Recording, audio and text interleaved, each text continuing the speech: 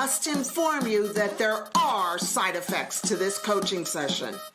Beware. It may enhance your self-esteem, cause you to experience vibrant health, encounter long-term weight loss, heal damaged relationships. Warning, there are side effects to this coaching session. It may increase your enthusiasm for life and bring about hope. It may cause you to have productive and optimistic thinking. It could even help you not allow messed up people to ruin the rest of your life and help you realize the masterpiece that you are and empower you to be the boss of your brain. Warning, these side effects may be long-term. This is Dr. Isabel from DoctorOnAMission.com. The content in this show is for informational purposes only. It is not intended for medical advice. It does not take the place of medical advice or treatment from a physician or health professional. Listeners and viewers should consult their own doctor or a qualified healthcare professional for specific health and wellness concerns and questions. And now, let's start the MD and Chef Team Show.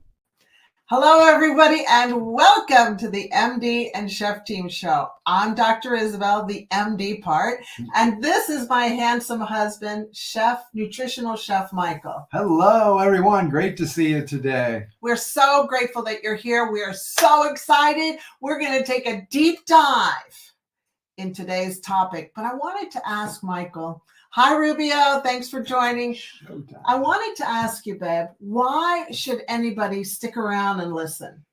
I was thinking about this, and I want to let everyone know. I've got a cup of green tea. Why don't you just kick back, grab a drink of choice, just relax, because we're going to talk about bringing you insights and inspiration to help you live forever young. To help you live strong, vibrant, healthy life until your last breath. Because research now shows, I find this so interesting and actually so kind of scary, is that we now know that the last 20% of life for individuals, the majority, is living in unwellness. People are seeing it out there. And you see it all over the place. Meaning that, let's just use the average age of about 80. That means between the age of 64 and 80, most people are living unwell. And by that, I mean they're living with aches and pains and hospital visits and doctor visits and possibly a stroke or a heart attack, but yet still alive, or dementia or anxiety, depression. And they're still alive for years. And so what we want to talk to you about how that last 20% isn't living unwell, but it's living a vibrant, happy life until that last breath. So when you take your last breath, you've had a whole full life. And that's really what we want to bring here. We want to talk about aging well, aging young.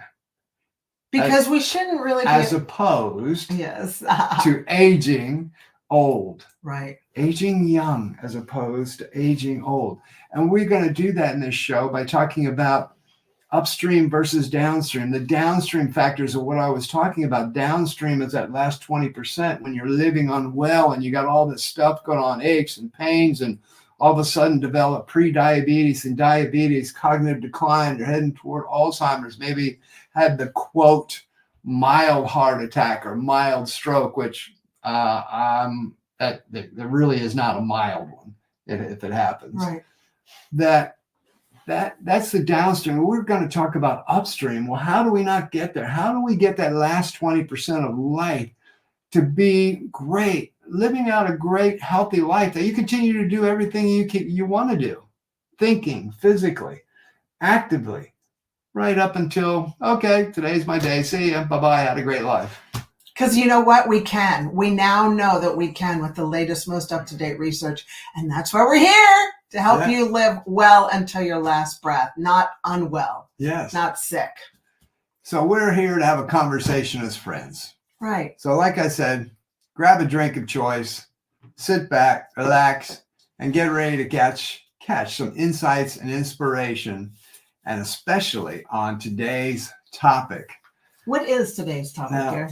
Well, let's take a look at the schedule for today's topic. And Jenna's pulling it up. Jenna's our beautiful producer that's behind the scenes. We will be nothing without our producer, Jenna. She makes it all happen behind the scenes. Everybody needs a team. Yes. Yeah. So today we're going to do part 2 of depression and your gut. There's a relationship there. And I say what? Because we kind of go, what? Depression and your gut. There's a relationship. So we're going to recap part 1, the gut-brain bromance. Then we're going to get into... Babe, why do you say bromance? Well, because there's a relationship. It's a romance? It's a romance or a bromance. I mean, it's kind of a broy thing? Yeah, it's kind of a manly thing to say, but bromance. Bromance. It could be a woman man, so I don't know how you would say it. All right. But today, now we want to really get in, once we recap that today, we want to get into talking about the foods that dampen our moods and then the foods that are medicine for a good mood. Mm-hmm. And please keep in mind, questions and comments are open all throughout the show. And you're going to want to stick around for this week's Frankenfood ingredient segment because something happened to me yesterday that is very, very relevant to today's world. And this is actually going to turn into a public service announcement today. To help you fight. In the Frankenfood ingredient segment. Yeah. And then later on in the relationship chat, hey, if you're in a relationship or you're thinking about ever being in a relationship, you're going to want to hang around for that because we're going to talk about the law of trade-offs. Wah, wah. Well, thank you very much. Well, we've learned, but it wasn't easy for me, let me tell you. And then we'll look to end up with the empowerment conversation, and we're going to talk about you. Yes, you out there. You are an unrepeatable miracle and what that actually means. So thanks for popping by. Let's get into this show today. And before we begin, please remember, put your questions in. Jenna will bring them up and we'll answer them after the commercial break, okay? Because we want this to be an ongoing conversation. We're here for you. We aren't going anywhere. We're going to be here week after week after week. Yeah. We got the roadmap. You just bring yourself and your energy and we'll get you there, okay? That's what we're here for. Right on. All righty. Okay. So just to recap a little bit about part 1 last week about the gut health and depression. Normally when we think about mental health, we don't consider the gut health. We don't consider, and I guess I would say in traditional medicine or even as a society, we think, well, if it's mental health, it's something going on up here in the brain. Why would I look at gut health? We don't realize that there's actually a 24-hour-a-day connection between your brain and your gut. And I always like to tell doctors, guess what, you guys? We didn't realize that there's a neck here and it connects our brain to our gut. So wakey, wakey, it's all one big picture. Yes. So there's 2 ways that communicates is through the bloodstream, but then also through the vagus nerve, which is another connection. We're going to talk about that one specifically today. And also how that gut health, brain health connection works. But this isn't something that was just discovered. We didn't just come up with it. I didn't just learn about it last week. Medicine has known about this for 1,000 years. It's just that it's not being used and followed up with. Right. Because Hippocrates, the father of medicine, he's called the father of medicine. He once said, he said this about 1,000 years ago, bad digestion is the root of all evil, and that death sits in the bowels. Now think about that. He said that, the father of medicine said that 1,000 years ago and knew that bad health sat in the bowels and indigestion. So a lot of times when we think about mental health, we think about,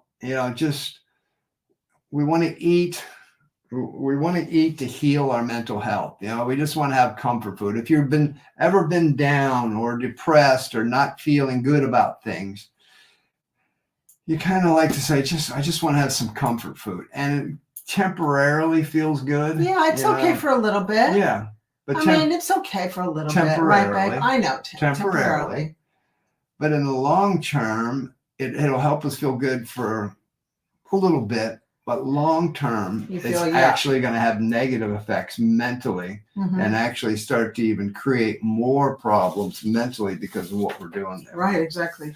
So just in recapping from last week, understand that the vagus nerve and the brain are talking 24/7, connected right here at the base of the neck, right on down to the gut. And when we talk about gut, we're talking about your gastrointestinal system. That is your stomach, your intestines, and your colon. That's the system we're talking about. And when the vagus nerve goes down to the stomach, it goes out like in little fingers. It actually, gets to the bottom and then fingers out. It's like a knitted sweater around your stomach. That's a nice way of putting it. Those nerve cells. And here's a very interesting fact to understand why this is so important. So the gut and brain are talking 24/7, but for every message that the brain talks to the gut, there is 9 messages that the gut talks to the brain. So there's 9 times as many messages going from what's going on in your gut health to triggering what's going on in your brain. So yes, the brain does talk, and that's a whole other area that's a lot to do with stress and how stress can throw off the microbiome of the gut. But that's only one message. 9 times more what's going on down in the gut is throwing off what's happening up in the brain. So that's why today I want to get into, okay, so if the gut health can be thrown off by stress, but it can also be thrown off by our nutritional panel, because that affects what's going on in the system, then what do we have to do that helps that? And what can we do to help this communication work for us instead of against us? Is that what you're saying? That's what I'm saying. Chefy, I'll tell you, you are something else. Because please understand this statement, this fact. Toxic gut bacteria is like poison to the brain. When we have toxic gut bacteria, and we'll talk about how that can happen through our gut health, that 9-to-1 message response is going on in this 24/7 message highway, that can lead to poison to our mental health and our brain, meaning it throws it all off up here, starts our thoughts thinking negatively, poorly, anxiety, overwhelm, depression, just throws the whole system off. So we want to talk about, okay, so what can we do that helps out that gut health today? I love this conversation because trained as a medical doctor, I know that psychiatry does not work with this. Psychiatry does not work with nutrition. They do not. They're in the Middle Ages. Just letting you know. And that's the state of affairs in psychiatry. I mean, there is no psychiatrist out there. Well, maybe I do know a couple of functional health psychiatrists that are talking about the importance of your gut health and how it affects your brain. So I'm so glad you're here with us right now. You're getting this information. You're being able to implement it into your life. And Michael's just going to go ahead and share with you some simple back pocket principles that you can implement in your life today so you can start winning. You don't have to be downstream. You don't have to hit rock bottom. You can actually start just doing a little bit of this stuff. Yeah. Yeah, and we do it by understanding what's going on. So number 1, your brain and your gut talk. Very much. All day long. Tip number 1. Every day, 24 hours a day. Yeah. So let's talk about foods that dampen our mood. These are foods that dampen the health of our brain, where we can become foggy. We might not have great clarity. We can actually start to create cognitive decline, meaning we're becoming forgetful. And before I even go one word further with that, I do want to say, please do not believe the myth that it's just old age. What's old age? When getting Alzheimer's? When you're forgetting things and aches and pains. And I apologize for this. I should have said this at the beginning, but this is part of why we're here, because there's such a myth out there that because I've got an ache, because I've got a pain, because I'm not feeling well, because, oh, I got all this going on. You know, when I was 45, I felt great, but now I'm 55 and I got this all going on. It's just all coming on. And, oh, well, I guess that's just me. It's just old age. Myth. No, there's something going on that needs to be addressed so that you don't live that way. And that's part of it. Right. You don't have to live in pain and unwellness. Yes. We know that. We've seen it time and time again. People reversing this and getting better. Yes. That's what we're so excited about. So food. This is kind of like population health. That's what we're doing, is population health into the world. So foods that dampen our mood are foods that are toxic to our brain. Number one, let's talk sugar. Well, we've all heard it, but here's the truth about it is our body systems do need energy. We need energy to function. We need that macronutrient carbohydrates are the ones that contain the most of the sugars. We need that to function in our daily life. The problem is we are adding so much sugar. We're having too much of those proportions in our day.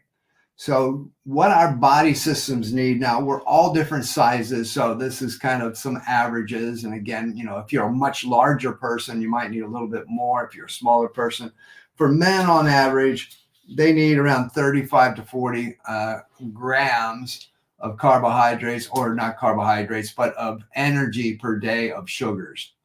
For women, around 25 grams per day. But what we now know that on average, people are consuming around 77 grams per day of that type of energy. Why? In the form of a sugar. In the form of a sugar. Right. So anywhere between 2 to some probably even more, 2 to 5 times more than our body systems need. And because we're doing that, we're actually feeding the bad gut bacteria, because we have so much our gut is made up of microbiomes, bacteria. We have good, we have bad. There is a natural balance. But when we have that extra sugars going on, number one, we're running too much glucose through our bloodstream, which also talks to the brain. But we're also running too much sugars through our body systems and feeding too much of the bad bacteria. And all of a sudden it starts to overwhelm the good bacteria and throws off the gut microbiome. Sweetheart, can I ask you a question? Yeah. So just to clarify, men need 35 to 40 grams of sugars in the form of carbohydrates. Yes. Okay. Because I don't want people to think, well, I need so many teaspoons of sugar. Right. We're not talking about white sugar. White sugar. That's the extra added stuff. That's the stuff that's added. What Michael's talking about is men needing 35 to 40 grams of carbohydrate, because carbohydrates are your natural sugars. And we'll go through the types of carbohydrates that are good for you. And then women only need about 25 grams of carbohydrate in the form, which is your sugar. So right. I wanted to clarify that because people might be a little confused about that. Okay, thanks. And that's why I'm here. That's why. Yeah. Well, I'm like your audience right now. Well, actually, you're there for a lot. You're actually to bring beauty to the show. Oh, thanks. And I know I end up just staring at you and throwing me off. Our future's so bright, we got to wear shades, huh, honey? Always, always, yeah. So what we want to avoid is the extra added sugars, where we're adding granulated sugars and sugar additives in the foods. And that's why I talk about with Frankenfoods, I talk about reading labels. We need to read labels and look at the things we're purchasing. When if I purchase an orange, a natural orange, it's got a certain amount of sugars in it. But when I purchase, let's say, an orange juice, then I got to look at the sugars in that, and I can guarantee it's way, way beyond what just a normal orange would be, because there's a lot of extra added sugars in it, and that we have to be careful of reading the labels. And there's no fiber in there. There's no fiber in it to balance out the sugar load. Yeah. I mean, so fruit juices are not good for you. Exactly. That's the bottom line. I'm a bottom line kind of girl. Well, I mean, I just want to explain that even, we need the sugars, we need the carbohydrates. It's where we're getting it from. And if I have broccoli's going to have some natural sugars in it. It's beautiful. It's also got the good fiber. It's got the nutrients we need. But if I add sugar into things, or if I'm buying everything that's bottled and packaged with sugars, now I'm adding that extra load on top, and that really is bad for our moods. Okay. So another one is what's called high GI carbohydrates. So these are high glycemic index carbohydrates. What that high GI does is it puts an extra load on the body of glucose. It overloads our body now with what we talked about with those sugars running throughout the system, where our body now is working extra, trying to take care of it. And eventually it does get to a point where you can start to create insulin sensitivity of the brain. And this is one of the contributors to dementia. And we start to create that because we have too much going on into the brain, which can start down in the gut. So we got to be careful. So things like bread, pasta, rice, white potatoes, any refined flour and things.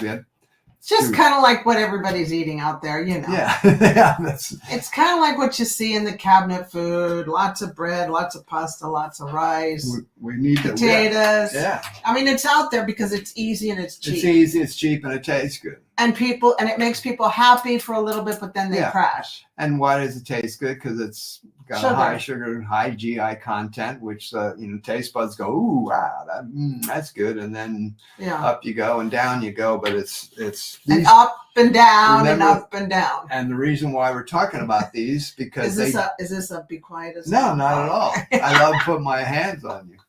And I can get away with it in the show. Well, I can get away with it at home, but also on the show. And these are the foods that will dampen your mood. Keep this in mind. What we're talking about, the purpose of why we're talking about this is because these types of foods start to throw off your gut microbiome. With that gut, it's talking to your brain, and there's a lot of things that start to happen and really start to throw off your brain health, where mentally now you're not functioning optimally. Right. You're functioning slow. And long term, there's a lot this can create some very, very bad things. So fried foods, anything fried in trans fat oils. And I know you had some examples you wanted to talk about. So trans fats, like what is a trans fat? Well, the easiest way to figure out whether you're eating a trans fat is look on the label, and if it says hydrogenated or partially hydrogenated oils, that's a trans fat. And trans fats aren't good because they hurt your DNA and they also hurt your microbiome. And some of the examples of trans fats out in the world are things like pizzas and donuts and cookies and cakes and French fries and fried chicken. Look, I know it's out there, but you don't have to choose it for you, and we're just teaching you these things because we know how tempting they are. They smell great. We're out like, oh my gosh, that smells so delicious. But make a choice. Are you going to take good care of your health? What do you envision for the rest of your life? Do you want to be well or unwell? And it really starts with what you're putting in your mouth. Yeah. And I don't touch that stuff. Well, maybe I'll have some French fries on the weekend sometimes when we go out. And I'll have once a month or something. I mean, what we're talking about here with these types of things, it's just knowing about it. Yeah. Being armed about it because... Armed. I like that. We're arming them up. Yeah. I mean, do we never have French fries? No, maybe once a month. But what you don't want to be doing, and these types of foods are your normal eating pattern, because that's when things really start to get thrown off. Yeah, I mean, if it's once every couple of weeks or once a month or something, fine. But if that's your normal eating pattern with these different foods we're talking about, well, you really need to think, well, what's that doing to my gut health and to my brain health? And if I'm not feeling well up here, then one of the first things we need to do is look at our gut health and start looking at our nutritional panel. Okay. And it all starts right here. What Yeah. are we putting in here? Yes. Yeah, chef? Yes. Oh, also in these trans fats, margarine. Oh, yeah, margarine. Now, Don't do that. it's not real food. Margarine's made in the lab. That's a frankenfood. You know, these other things you see out there, like the almost butter, or it's near butter, or it's margarine with it'll say something like margarine with extra virgin olive oil. And you think, oh, well, that's got to be good, extra virgin olive oil. Yeah, the marketing companies think we're so stupid. But then you look at the label, and when you read it, and ingredients, they'll say, oh, it contains 2% extra virgin olive oil. Well, wait a second here. I mean, that really, it's not, you know, but they can get away with that because that's the law. It has to be a certain amount percentage, right? right? And the parameters are set so low, it's, yeah, they're just faking you out. So research has shown, but not them. They're not getting faked out. No, you're not getting faked out because you're getting knowledgeable and armed up, ready for the fight. So the research has shown there's a direct relationship to these types of fats, these trans fats, these ones we've been talking about, and depression. So that's why we bring this up. These are things we really need to be looking at. Okay, so nitrates. Now, nitrates are found in things like bacon, salami, sausage, and cured meats. Remember when we used to eat those all the time? And before you go off on this one, I'm going to give myself out there as an example. I grew up in the area of Amish country, Pennsylvania Dutch, and bacon. Yeah, probably 2 to 3 times a week with breakfast, the family. Salami, sausage, yes, all of it. I mean, we ate a lot of that kind of stuff. Now, but I've learned how the nitrates in there are so bad for us that, you know, they're carcinogenic, meaning they're inflammatory to our body systems. And can cause cancer. They can cause cancer, and they actually alternate our gut bacteria in a negative way, in a bad way. Now, I'm not saying, again, this isn't like never. For me, I don't anymore, just because actually we might have bacon maybe once a month, possibly. It's like some bacon and pancakes, special meal. Maybe it's a birthday. That's kind of a special birthday, or Mother's Day or Father's Day. But we do gluten-free pancakes. Gluten-free pancakes and some bacon and eggs might be a very special meal. But and again, this is just another one of these ones we got to be very careful of. And I understand if you say, well, I can't stay away from it. I get it. We get you. I didn't for most of my life until I started to understand this. And I want you to know that I'm not saying this in particular led to this. But I personally, at the age of 50, being in very poor health when I was back then, that I needed to look at things in my life and the lifestyle I was living and what I was living on. And I can tell you, both of my parents died very young. I would consider this young. I'm not sure if you consider it young. I would think you would. But both of my parents died young. My mom at 53, my dad at 69 from chronic disease. I can tell you their nutrition was horrible. They didn't know at the time. I didn't know. Oh, we didn't know when they died to say too much about it. But am I saying that was the only thing? No, but I can tell you it definitely would have been a major contributor to their chronic disease early deaths. And so why do I talk about these things? Why do I look at these things? Well, there's no silver bullet, but I tell you what, I want to put the scales of longevity on my side, as far as I want to balance it out to the positive on my side, no matter what I can do to make it be the best. So let's talk about the next one. Artificial sweeteners. I mean, this is a biggie out there. You see this in so much stuff. Things like aspartame, saccharin, sucralose, anything that's the OSEs, O-S-E-S. There's so many of these different OSEs that the food industries are using. Those are all high sugar content frankenfoods, I guess you would say, additives. So I want to let you know, there was a study in 2017, and as an example, in 2017, a study showed that aspartame increases substance in the brain that inhibit the synthesis of and release of the happy neurotransmitters, dopamine, serotonin, and noradrenaline. So that means that aspartame affects your happy hormones. That's what I was going to say. Yeah. Well, that's just wrong. Yeah. Because it's touted to us, to women especially, or anybody that's trying to lose Use weight. it instead of sugars. Yeah, and as a diet. As a diet, right. As a diet substitute for sugar. But recent studies have now shown that, well, number one, we now know that people gain weight on artificial sugars because it's supposed to kind of trick the body, and it tricks the body negatively. But also it's inhibiting the things we need in our brain, the happy hormones, and it's actually stopping them from being made, shall I say. A chemical put into our body. Yeah. Sold to us because it's going to help us lose weight, but we don't lose weight.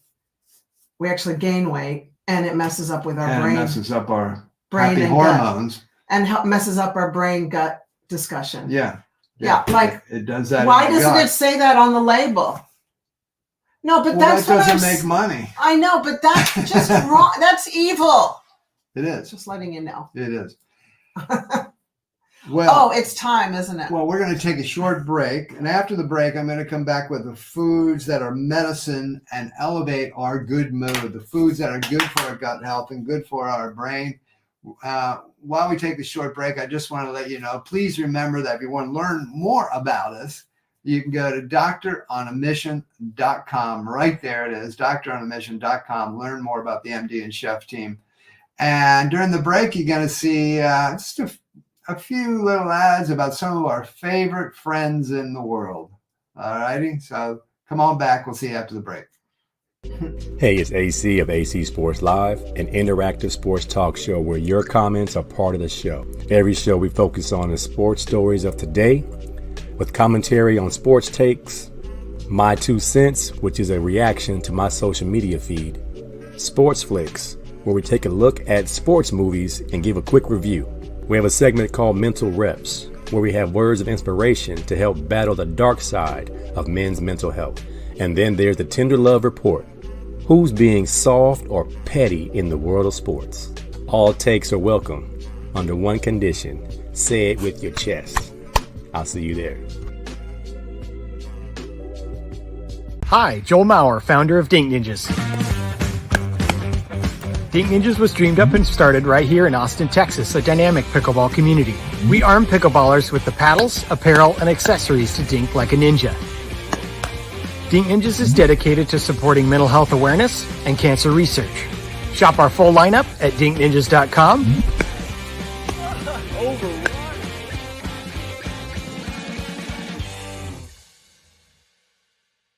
So here's what happens with the Rundown with Rubio. Every day I do these. I cover 5 different news stories. Everything happens for a reason. That's one. Number 2, there are winners and losers of life. These are the pillars of the Rubio method. Accept and embrace. You'll hear me say it all the time. Working hard is not enough, and confidence is the key. These are my morals of life, and these are also the pillars of the Rubio method.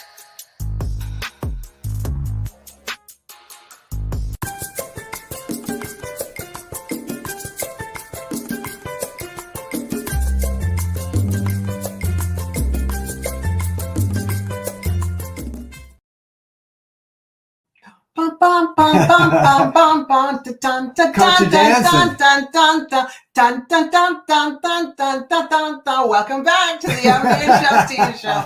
Hey, Jenna says we got questions. Why don't you bring the first one up, Jenna? Yeah, let's see what we got. Rubio, when you say temporarily, it's okay to have comfort food. What does that mean? Daily, weekly, monthly? Yeah, fantastic question. Thank you for that, Rubio.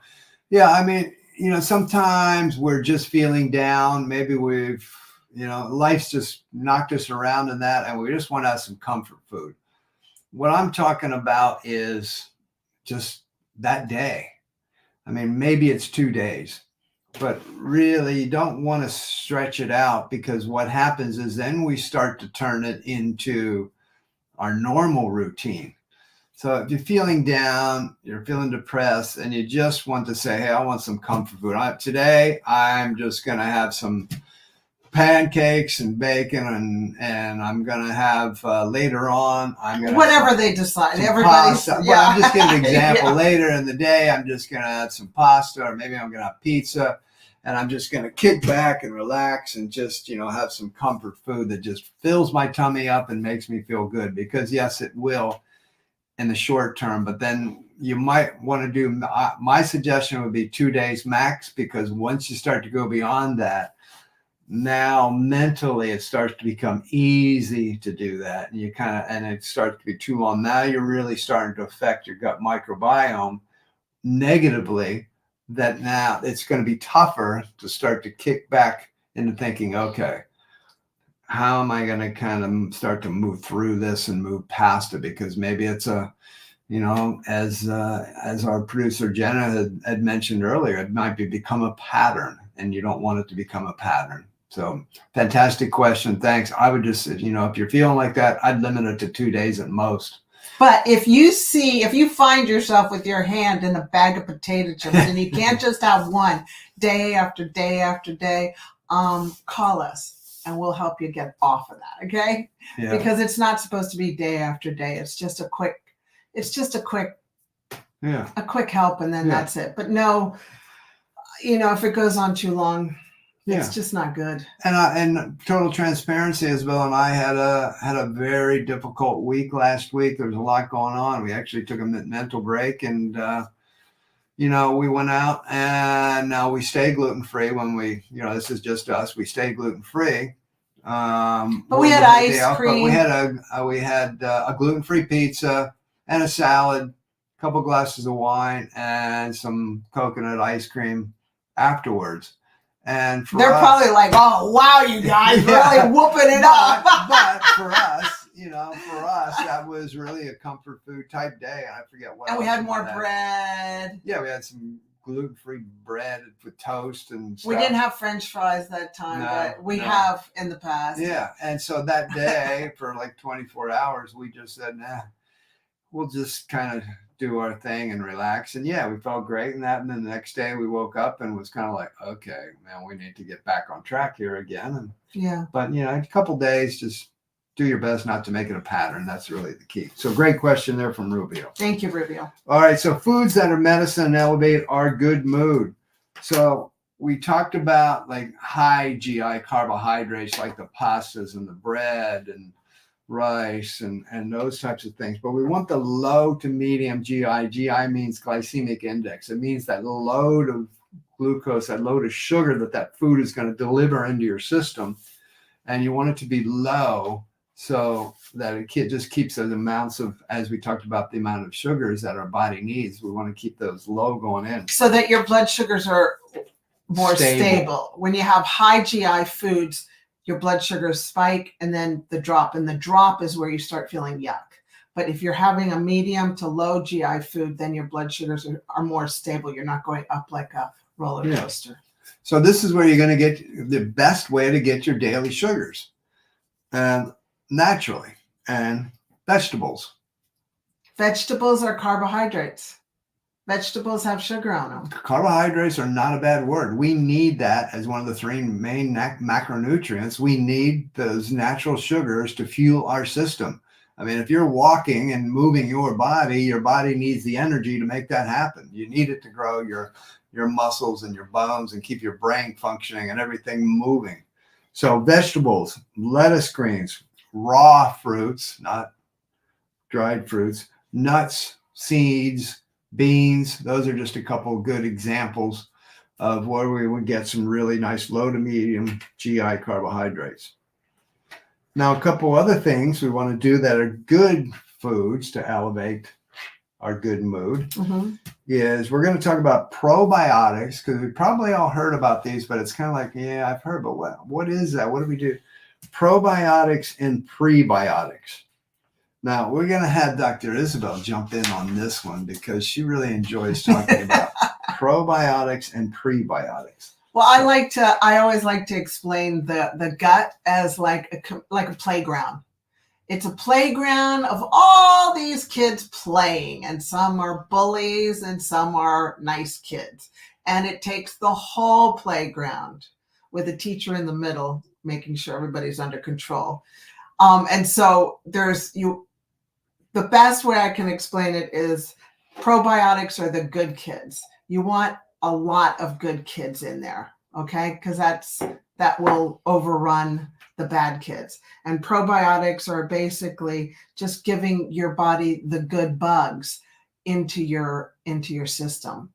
And then and did you want me to explain that there's the yogurt? Well, you just give a couple examples of what a probiotic would be that people Sure. can purchase. Right. Because if you've got a lot of the bullies in the playground, you're going to have poor gut health and it'll mess up your brain health. So we want to make sure that the good kids, the good bugs are in. So the good bugs, the probiotics are things like yogurt with active cultures, but make sure it doesn't have sugar in it, okay? Because there's a lot of these yogurts and they do taste very, very nice, but they've got a lot of sugar in it. Things like kefir, kimchi, sauerkraut, tempeh, miso, and kombucha. And I wanted to ask you, can you find kombucha without sugar? No, it's always, because that's kind of how it's fermented with sugar. So it's always going to have some amount of sugar, but you want to be careful on the kombucha you get. I mean, just check it out. Check the sugar content of it. You want to get one that's as low as possible. Yes, they can be great probiotic for your system, but if it's a kombucha, and it depends how it's made, and I've seen ones where they actually add extra sugar into it. If that sugar content is really high in it, well, it's not actually doing any good, because you're getting good probiotic, but you have such a high sugar content in it that you're feeding the bullies, the bad bacteria. Right. So it's kind of like it's not really Defeating doing the anything. purpose. I mean, don't think then I'm doing it for a health thing. I'm just drinking it because I like the flavor. So you got to really take a look at what kind of kombucha you're getting, and take a look at those sugar contents, and making sure that actually like I said, especially ones that are mass produced will have extra added sugars in it, and you're not doing any good. Because same thing in saying that with sauerkraut. With sauerkraut, if you were to best to make yourself, but if you were purchasing sauerkraut, it needs to be unpasteurized sauerkraut, because again, you're doing it as a probiotic to get the good bacteria. But if we think about it, if it's a pasteurized sauerkraut, well, the bacteria is killed.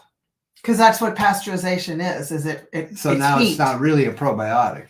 It's heated. Yeah. So if you buy sauerkraut, if you buy kimchi, you want to get brands that are unpasteurized. Otherwise, you're just buying it because you like the flavor. It's not really doing anything for your gut health. And then, of course, with the yogurt, I was just going to say, and again, with the yogurt, be careful those yogurts, as Isabel said. Some of them are just loaded up with extra sugars. And again, and they taste great, but they're not good. They're not doing you any good as far as a probiotic. They're just, you might say they taste good. Right. So. And then then there's prebiotics, and prebiotics is the food that you give the good kids in the playground, the good bugs in the playground. So prebiotics function as a food source for your guts, microorganisms. And the yummy foods that are prebiotics are things like garlic, onions, leeks, asparagus, Jerusalem artichokes, dandelion greens, bananas, apples, and flaxseed. So probiotics are the good bugs put in, and then the prebiotics is the food to feed the good bugs, the probiotics. Isn't that amazing? Your body is just so amazing. I know. It's very cool. So cool. Now, a couple other things I want to run through with the good foods, the foods that are medicine for our gut health that'll elevate our good mood. Omega-3 fats. So we get a lot of that from what's called smash fish, salmon, mackerel, anchovies, sardines, and herrings.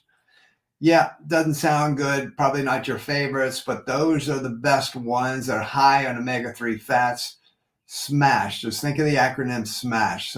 Salmon, mackerel, anchovies, sardines, and herring. Those are your best ones to eat to get your good omega-3 fats, which are very, very important for our body systems and for our brain health and for a good gut health. Also, grass-fed organic beef. Notice the wording, grass-fed organic beef. It's good for our omega-3 fats. And then edamame beans, if you've ever heard of edamame beans. What are those, Beb? They're a bean. Right, but we've seen them before. Yeah, they're used a lot in Asian cooking. Mm-hmm. And Japanese cooking. We see them in this part of the world a lot. We're here in New Zealand.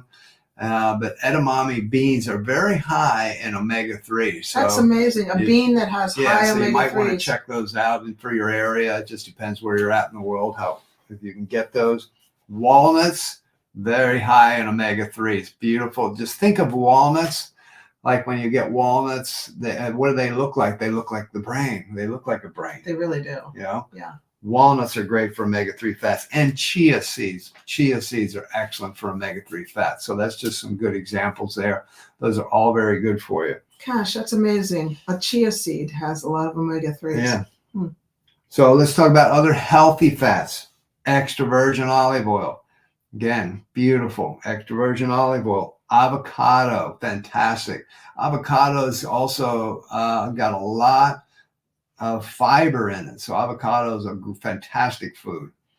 Or even avocado oil is awesome. Olives are great. Olives are great, good fats. Nut butters, not peanut butter, because it's not a nut, but nut Peanut butters. is not a nut. It's a legume. It's a legume. Which is a bean. Yeah. Right? Yes. So it really should be bean. Bean butter. It should be called bean. Peanut bean. Pea bean. It should be called pea bean. Pea bean. Yeah. I don't Instead think of that's going to work. peanut butter. I know, because But people. we should change it. It should be called pea bean. So for those of you who love peanut butter, yes. like I love peanut butter, but I stay away from it because it just doesn't work for me. Yeah. So nut butters, almond butter, macadamia butter, those types of things. Those are very good fats. Tahini is another one. Good fat, good protein. That's a sesame seed paste. And then also butter, real butter, not margarine, but butter, real butter, the good one. And finally, just some herbs and spices that are actually very anti-inflammatory that are good for gut health. So turmeric, real turmeric, raw turmeric, fresh turmeric. The curcumin in there is such a beautiful, beautiful anti-inflammatory. Ginger, and again, I'm talking about the raw form, the real. Ginger, coriander, or cilantro, whichever part of the world you're in, coriander, cilantro, same thing. Saffron is so good. I know it's a little more expensive, but that's beautiful, beautiful spice. Oregano, another one that's fantastic. Lavender and black pepper. So cooking with lavender is a good idea for our gut health. Yes, yes. Put some lavender or in even with lavender, just the lavender oil. Lavender oil, if you get some beautiful fresh lavender oil, because if you put it on your skin, it'll go into your skin and be absorbed and go into your bloodstream, so it can work well that way too. Oh, okay. Yeah. All right. And it's actually a lovely soothant for our body and for our systems. So those are some great herbs and spices that's good for your brain. So just to recap today, this part that we talked about. The big recap.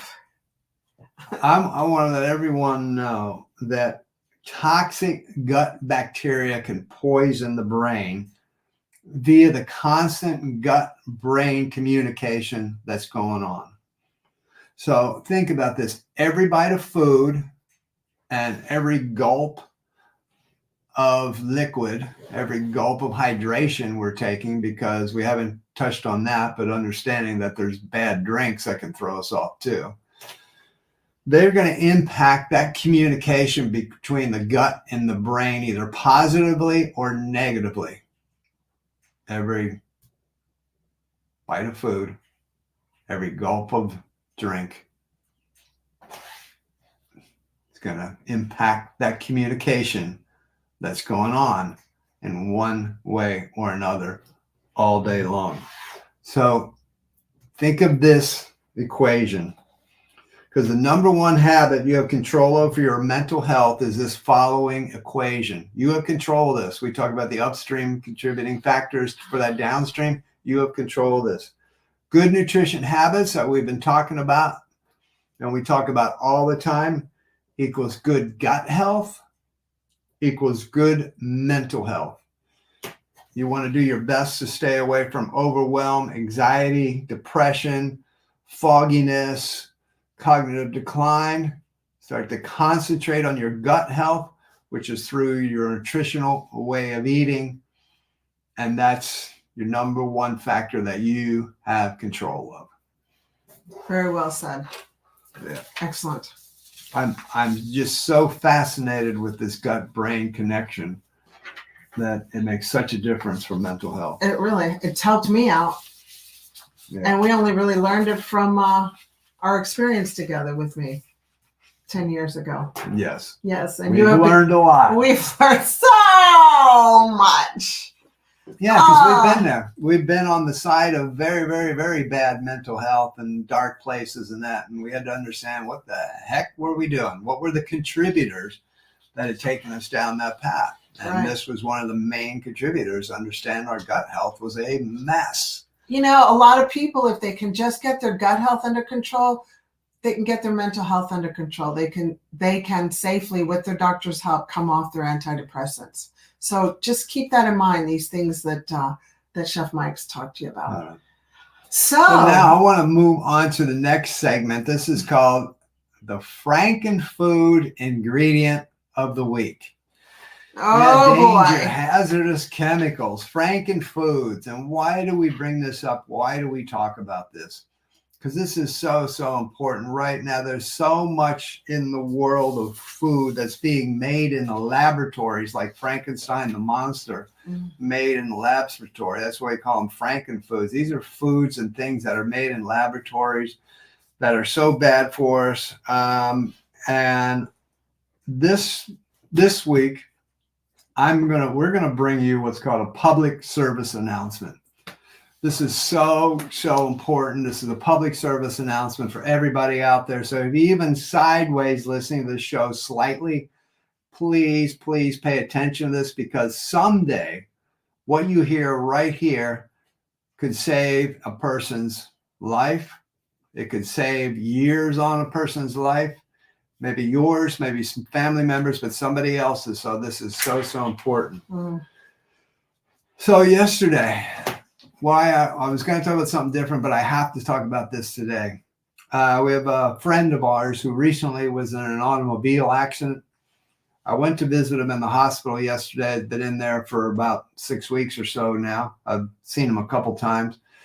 Went to visit him yesterday, and I won't run into all the details of it, but he got pretty smashed, very smashed, very injured, very smashed up.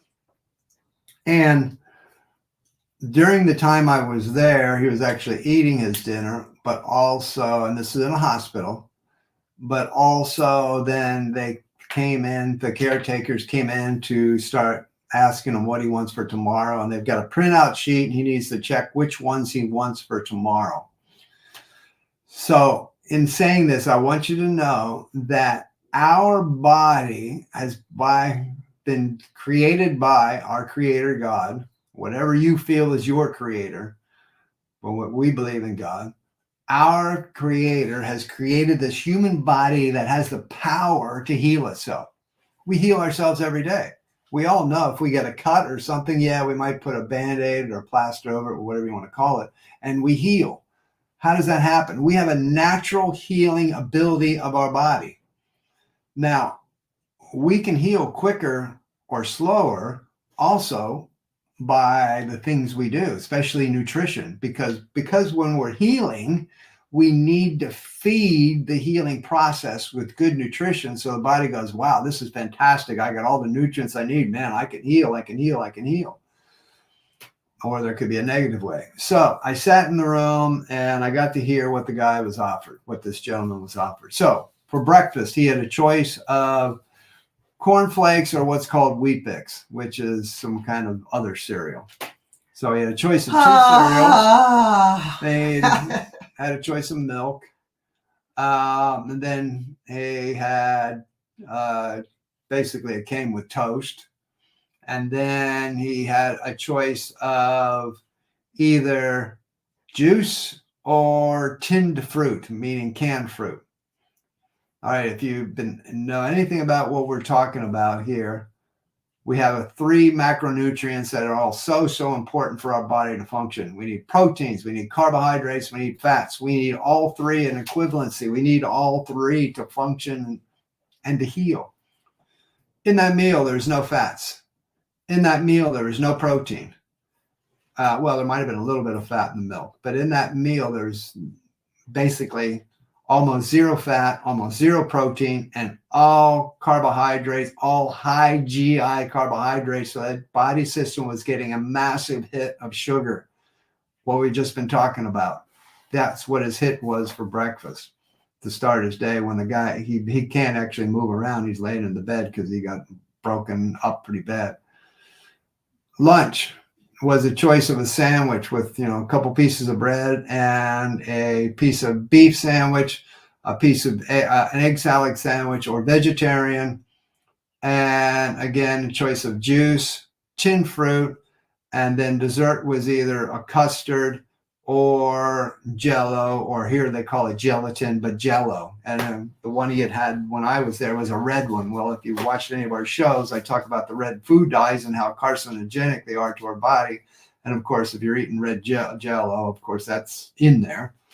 That was the choice for lunch. And then dinner was a choice of some fish, some Which beef. is good. Yeah, some beef, some chicken. Good. But then also either potato or rice, and then also bread. And so we had bread at every meal. And then again, dessert, which was either the Jello or the custard. The custard is just sugar, basically. I mean, it's with some egg and some milk, but pretty much it's made with sugar to make it sweet. This guy, I felt so bad because I thought, oh my gosh, his body is trying to heal, but he's not getting fed the nutrients. He has lost in about a month like 10 kgs of muscle, which is like 20 pounds. About 22 pounds there, or something like that. And because he's getting no protein. He's getting such a minimal amount of protein. He's getting all the sugar shot into his system, hardly any good fats at all. And I'm just there and I'm thinking, oh my gosh. And so why I call this a public service announcement is because I said to my beautiful wife, Isabel, it's like, if I'm ever in there, don't let me eat that food. I mean, I don't expect to be there, but who knows? Maybe something happens and I end up in the hospital. Don't let me eat that food. You've got to bring me the proper food. So from a medical doctor, I'm here to let you know that you can fight for the right food. You can let them know, I am not happy with the food that this person is eating, and I'm going to be bringing in the food. Now, if the doctor says, well, we really need it to be low salt, okay, you can follow a low salt diet, but there is no reason on earth for somebody to be in the hospital to be eating carbohydrates, I'd say 80% carbohydrate. It's just not going to heal them at all. This has been going on forever. My medical training, as I trained as a doctor in the hospital, this has always been that. That's back in the 1990s. Well, actually, I graduated in 1991. So that's back in the 1980s. That's still the way it is. So hospital food is absolutely atrocious. You have the right to fight, to say, look, I want to supply the food. If something happens that you need to be bringing in protein shakes, you can create a great protein shake with protein and fat and carbohydrate and some creatine, which will help build muscle, and bring it in. They can drink it. If something's going on with their gut, just let them know that you want to be supporting your person's health, your husband or your wife or your child's health, with better food, because that food's not going to help heal. So you have the right to do that, Yep, so- but you got to fight. bottom line for medical doctors, you got to fight for the health of that person who's in there. And if it's you, then you're telling others, please bring me what I need, because your body has the power to heal, but you got to assist it. Yeah. And that's what you need to do. And I saw that firsthand, and I know I needed to bring that out and then talk to you all about that. So if you've heard that, please know that you've got the power. You do not have to accept what is given to you. You can take charge. We call it all the time of being the CEO of your health. Right. You can be the CEO of somebody else's health if you see it going that way and say, no, I'm going to help this person. Here's what I'm going to do for them. If you've heard this and you have any questions and that's going on, please, please, please DM us wherever you can find us on social media or here on the show, and we'll help you through that. But you got the power to make You got the power. that gets taken care of properly. So that was a public service announcement today. I mean, it ticked me off. He was I mad. came out of there a mess. I was like, It did steal your piece. Yeah. Yeah, but you got it back. I got it back. Okay, so today let's have a chat. Let's have our relationship chat. Let's change channels here. We're going to change channel to relationships. Oh, there's some trust going on there. I can tell. Yeah. She's trusting him that she doesn't go flying.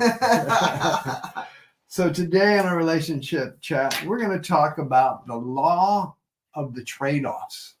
Mhm. The law of the trade-offs. If you're going to be in a relationship, you're going to have to make some trade-offs, because now it's one, and one has come together as one, being two. And there's some trade-offs that need to happen. Mm-hmm. You have to give ups to grow up. And when I talk about giving up, I'm talking about you might have to give up some habits, some characteristics, some things you were doing before this relationship that probably isn't going to serve the relationship well. Some changes you personally will probably have to make to say, well, I need to change this to make this relationship work well. We're not talking about all of a sudden, you can't do anything and all this and that. That's not what we're saying. But we all need to make some difficult changes. Now, I just want to talk about one of mine. Why? Just because I was about to talk? Yeah. Because I'm taking control. And see, this is one of the trade-offs. I was, okay, babe, you go first, and then I'll go. Yeah, we're trading off. Okay, all right. But I'm coming back. This whole show's a trade-off. But for me, the one that I had to start to realize was I needed to look at my guy friends and say, wait a second, is this serving this relationship? Because as time went on, some of my guy friends that I was hanging around, I realized, these guys probably aren't serving me well to be part of the relationship, because they were single guys doing single guy stuff. And I couldn't be stepping back into that. That wasn't where I was anymore. And it wasn't that they were bad people. They just had different priorities in life. And I kind of said, well, no, I don't want to do that. Let's do this, and kind of changed my thought processes. And it wasn't an overnight thing, but just kind of eventually faded away from those friends. And, sometimes it could be a change of friends just because those friends don't serve the relationship well. You just got tired of me complaining about them too. No, I mean, you were right. At the time, I thought you were complaining, but now I know you were right. But I didn't understand it. It took me time to get there. Hey, thanks, Rubio. Appreciate that. Thank you. And so for me, it was kind of changing some of those friendships, especially the guy friendships, to like, hey, wait, this isn't serving our relationship. And because now I have someone who's the most important person in my life, and these guys are not the most important. Love them, but if that's going to hurt my relationship, then sorry, guys. Been great. Nice knowing you. So what do you have for a trade-off? Well, I thank you for doing that, because I know that wasn't easy, because you always want to be liked, And those guys, we all do. Yeah, and that was your posse. or your gang, Yeah. you know, Yeah. kind of. And well, I have two that I could pick from. I think I'll just pick from the first one. When Michael and I get together and we're studying this stuff, and I go, oh, okay, yeah, I can talk about this. I want to share this. One of the things I had to give up is fighting. I grew up, my daddy was such an alcoholic, and he would come home from work and be drunk and yell and scream. And I never knew peace in my family. I did not know peace in my childhood. I just, all I knew was yelling and screaming and being afraid all the time. So I learned how to fight, and fight loud. The louder you were, the stronger you were, because mommy was a peacemaker and she got overturned by dad all the time. So when Michael and I got together, Michael is Mr. Peace, and I wish I could get a personality transplant because I want to become more peaceful. I'm actually working super hard on becoming a more peaceful person in the latter part of my life.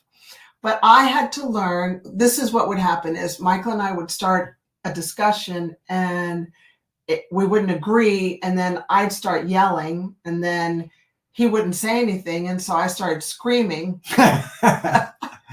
because he didn't respond the first time. So I'll just turn it up. Yeah, get louder and louder. And then Michael's personality is, no, I'm not, I'm stepping away from this buffet. And that would make me even madder, as you could imagine, for those of you who have my personality. And so I just realized that Michael just had a lot of peace and joy in his life, and he didn't let anything upset him, and everything would upset me. And I was just a fighter, and people were kind of afraid of me. And I kind of realized that, and I thought, okay, that's it. I want our relationship to be better. And so I worked really hard on not fighting. Like a lot of times I just keep my mouth quiet because I don't have anything to say. And so I've just learned that's important. And that has taken a long time, but we don't do that anymore, do we? No, we don't. No. And we're doing great now, but it was ugly the first 25 years. Right? It's about that, yeah. Yeah, about 25 years until we hit. Now, don't let that scare you.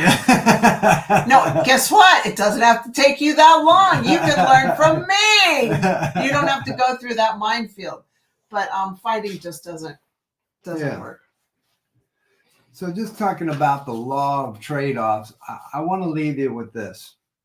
The difference between where we are now in our relationship and where we want it to be is created by the changes we're willing to make in our lives. Isabel and I had to look at where we were in the relationship and how we wanted it to truly look. And we both needed to make changes in different areas of our life. And we call those trade-offs. We could continue to do what we're doing and not do a trade-off and be like, nah, I'm just going to continue this way. But that's wasn't going to get us to where we wanted to be in our relationship. And here we are, a couple weeks out from our 44th anniversary of being together. So I feel it's gone pretty well. Very good. We keep on moving forward and up together. Yes, yes. So I want to leave the folks today with an empowerment statement from you, my love. Yes, I just wanted to close this segment of the MD and Chef Team Show, leaving you with a statement that I always said to our girls, and they'd go, "Oh, Mom, you always say that," and I go, "Yeah, and I mean it, and I'm saying it to you because I feel like you need it. I want you to know that you." To everybody. To you and you and you and you. To you. I'm talking to you. Oh, yeah. To the person watching this. Right there in front of us. Right. Yeah. You are an unrepeatable miracle. You started out as one cell and then became 70 billion cells. That's your body. That's you. And you have got a gift to offer into this world. I don't know what it is. that's for you to figure out. But just know that there is nobody else in this world like you. There's nobody else in this world with a smile like yours, with the heart that you have. Just know that you are an unrepeatable miracle, and you're here to do something beautiful in this world. You are not forgotten. You are here for a reason, okay? So that is me in a nutshell. And just know that we're going to be here next week. We're here week after week after week. And we invite you to come join us, share, like, subscribe, whatever it says in the little buttons below. Come back. We're here to help you take back your health and live your best life until your last breath. Because you know what? You can.